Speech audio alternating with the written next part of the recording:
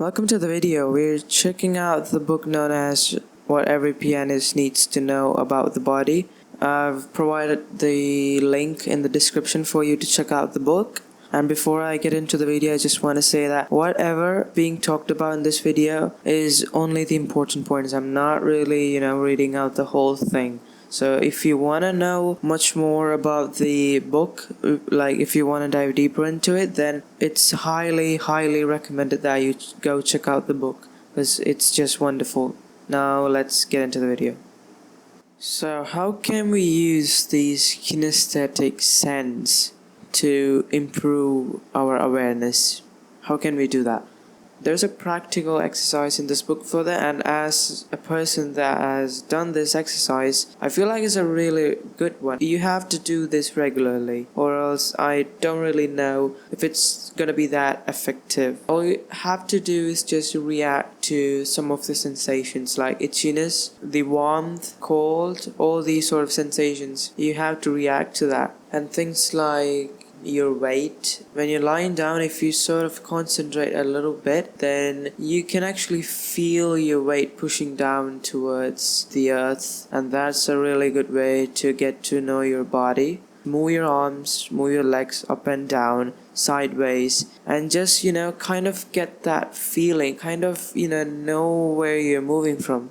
You could sit on a chair, feel your weight pushing down towards the chair, and then the chair delivering that weight to the floor. Doing this twice a day would be really good. And then if you do this regularly for maybe a week or a month, it depends on person to person, but maybe if you do this for 2 weeks straight, then you're gonna see a lot of difference.